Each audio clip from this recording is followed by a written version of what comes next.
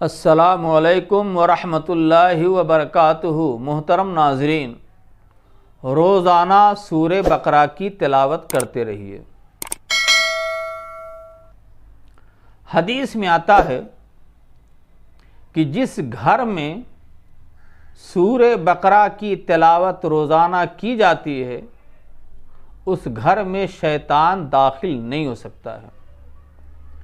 और सही मुस्लिम की एक हदीस में आप सल्लल्लाहु अलैहि वसल्लम ने ये भी इरशाद फरमाया है कि शैतान उस घर से भाग जाता है जिस घर में सूरे बकरा की तिलावत की जाती है।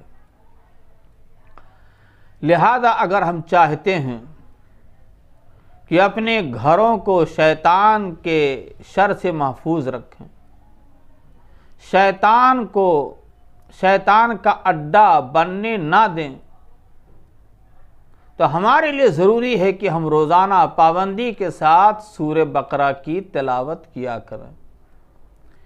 इसलिए कि सूरे बकरा की बड़ी अहमियत और फजीलत है।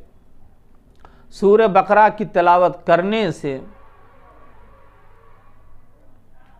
शैतान घर से भाग जाता है। सूरे बकरा की तिलावत करने से शैतान घर में दाखिल नहीं हो सकता। सूरे बकरा की तिलावत करने से जादूगर सूरे बकरा का मुकाबला नहीं कर सकता, जादूगरों की जादूगरी कर जाती है।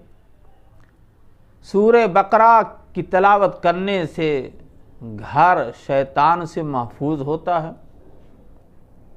लिहाजा आज हमारे घरों में जो बेबरकती है, हमारे घर जो शैतान के अड्डे बने हुए हैं, हमारे घरों में जो इंतशार है, उसकी अहम वजह यह है कि हमने घरों में कुरान मजीद की तिलावत करनी छोड़ दी है। हम सूरे बकरा की अहमियत जानते ही नहीं है। रोज़ाना सूरे बकरा की तिलावत करने के लिए हमारे पास टाइम ही नहीं है। लिहाजा ज़रूरत इस बात की है मोहतरम नाजरीन कि हम अपने घरों को आबाद करें तिलावत कुरान से। हम पाबंदी के साथ कुरान मजीद की तिलावत करें, ख़ास तौर पर सूरे बकरा की तिलावत करें, ताकि हमारे घर शैतान से महफूज रह सके, हमारे घर वालों को शैतान तकलीफ और अजियत ना दे सके। ज़रूरत इस बात की है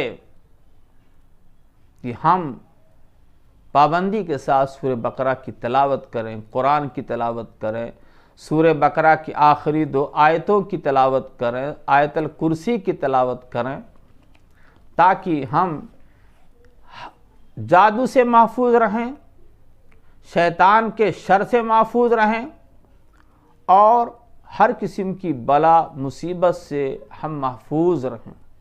अल्लाह हमें अपने घरों में, अपनी दुकानों में, अपने बैठकों में पाबंदी के साथ रोज़ाना सूरे बकरा की तिलावत करने की तौफीक दे।